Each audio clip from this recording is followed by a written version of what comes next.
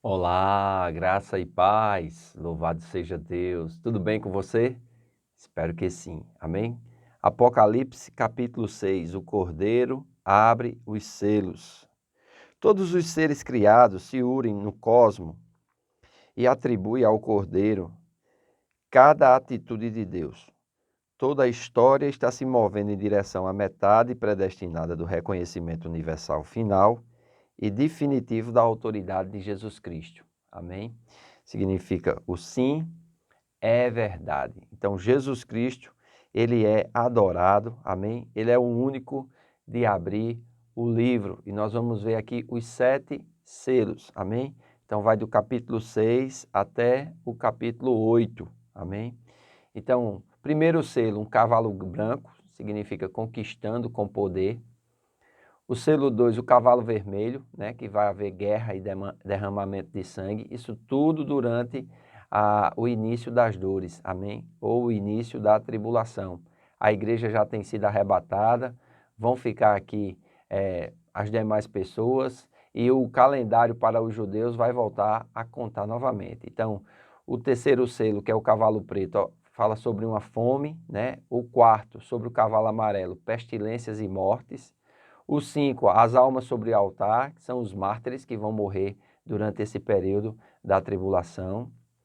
O 6, o grande terremoto, e aí nós vemos algumas coisas interessantes, né? Ou seja, o livro não pode ser desenrolado até que todos os selos sejam abertos. As visões de Zacarias, dos 4 cavalheiros que patrulham a terra.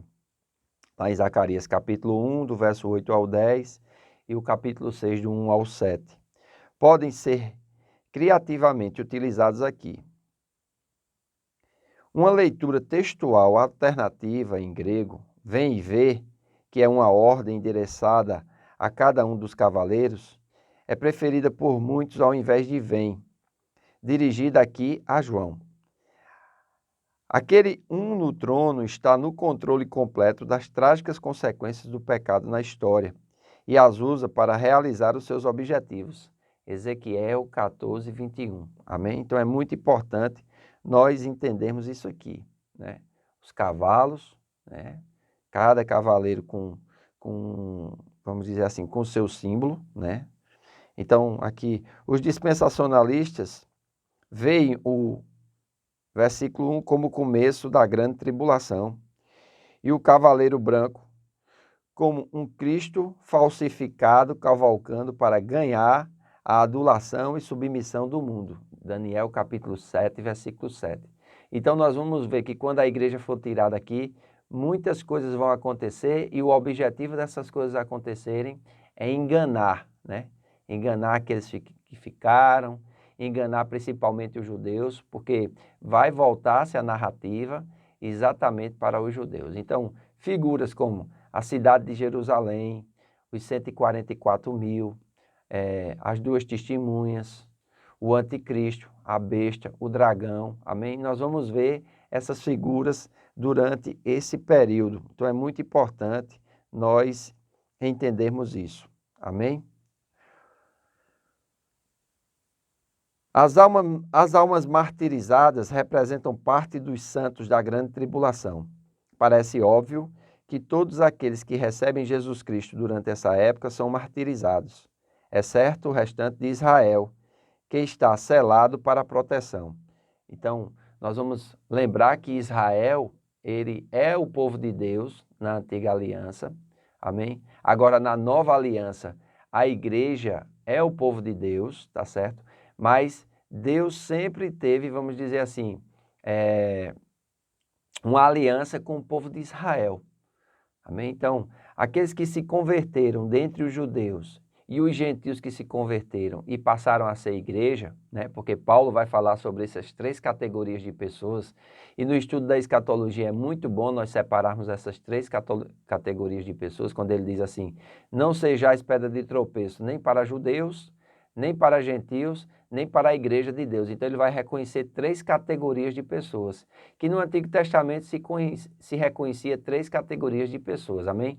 Os judeus, que era o povo da aliança com Deus, e os gentios, que eram todos os demais povos que não tinham aliança com Deus. Então a história se desenrola no Velho Testamento entre essas duas categorias.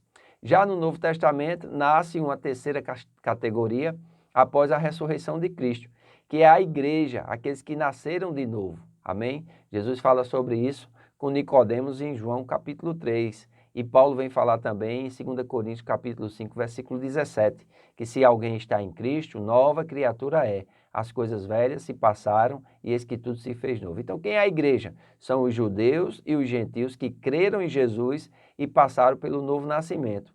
Esta terceira categoria de povos se chama Igreja de Deus. Então, no estudo da escatologia, é muito importante nós separarmos o plano de Deus, as profecias e a revelação das Escrituras para judeus, gentios e a igreja. Lembrando que a partir desse capítulo, capítulo 6, a igreja não está mais aqui. A igreja já foi arrebatada. Então, o relógio para a igreja, amém? Porque finaliza o ciclo da igreja, amém? E ele volta a contar novamente para Israel, que havia parado quando Jesus morreu e quando ele ressuscitou. Lembra? Até a primeira semana, até a 79ª semana de Daniel.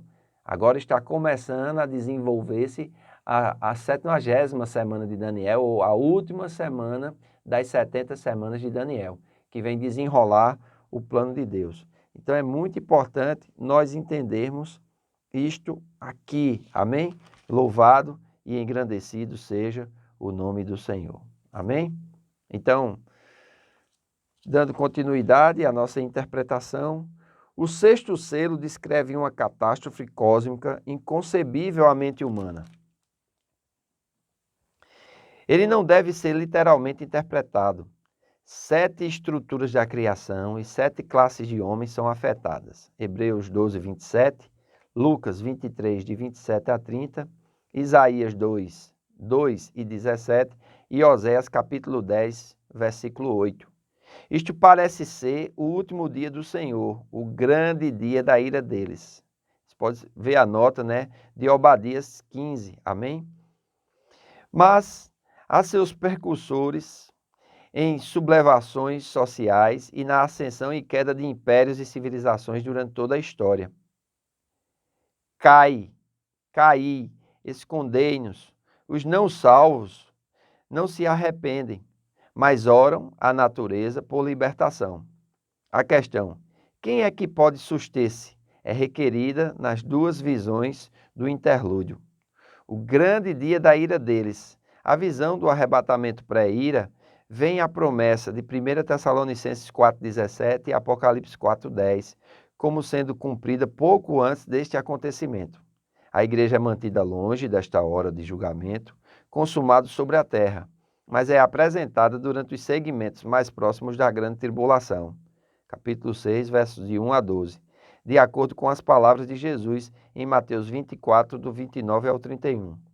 Então, nós vamos ver aqui, né, revelações, nós vamos ver coisas que vão acontecer. Aqui no capítulo 7 vai surgir os 144 mil selados de Israel, que são judeus, amém? Então, se está falando de Israel, não está falando da igreja.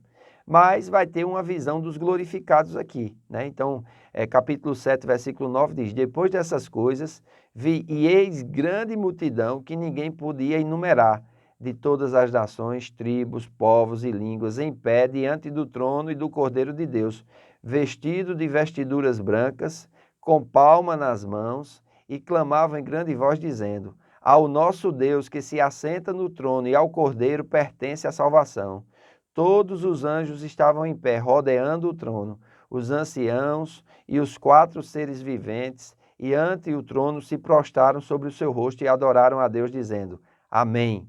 O louvor e a glória, e a sabedoria, e as ações de graça, e a honra, e o poder, e a força, seja ao nosso Deus, pelos séculos dos séculos.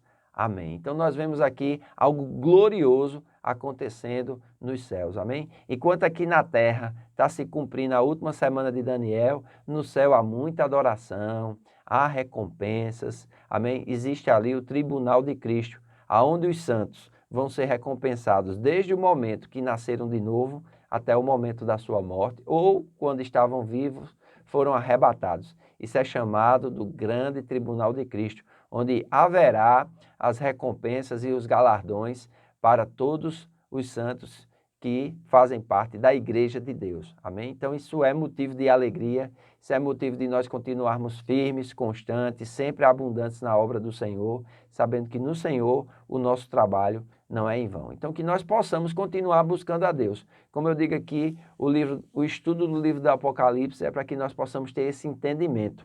Logo porque essa palavra Apocalipse significa tirar o véu, amém? E o véu está sendo tirado de muitos e nós louvamos a Deus por isso, amém? Então hoje à noite quero convidar você para estar conosco na Casa do Oleiro, amém? Vamos estar transmitindo ao vivo o nosso culto da família e você, a partir da sua casa, pode participar conosco. Você pode também nos ajudar através dos dízimos e das ofertas. A secretaria vai estar aberta e você pode fazer um depósito na nossa conta ou através do QR Code na nossa conta no PagSeguro. Que Deus abençoe vocês, em nome de Jesus, e até amanhã.